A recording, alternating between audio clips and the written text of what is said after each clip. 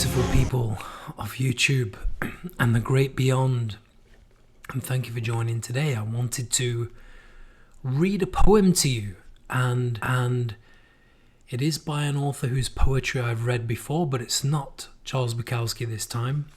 I'm going to read you another poem from Thomas Hardy, The Darkling Thrush and Other Poems, with pictures by Gordon Benningfield.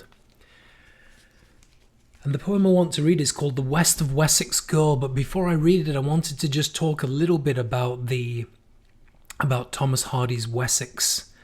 It was, in fact, a literary fictional area from the past, based on a Anglo-Saxon kingdom, the Kingdom of Wessex, and today roughly covers the areas of Hampshire, Dorset, Wiltshire, Somerset and Berkshire, and extending into potentially Devon, Cornwall and Surrey for those of you who know the UK. And of course, even though I'm originally from the north of UK in the Greater Manchester area, I lived in Surrey for many years of my life, so not too far from the area.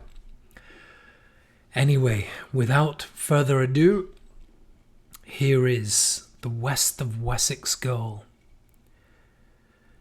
A very West-of-Wessex girl, as blithe could be, was once well known to me, and she would laud her native town, and hope that we might sometimes study up and down its charms in company. But never I squired my Wessex girl in jaunts to hoe or street, when hearts were high in beat, nor saw her in the marbled ways where market people meet, that in her bounding early days were friendly with her feet.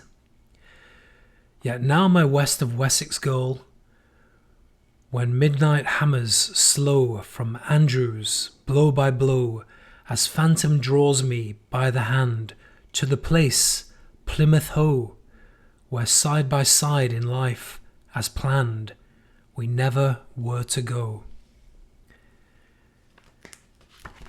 And I know it's quite dramatically different from a lot of the poetry that I read from Charles Bukowski, but a classic Thomas Hardy picturesque novel about England and romance that doesn't quite go the way that you hope it will, and doesn't necessarily have a Hollywood ending.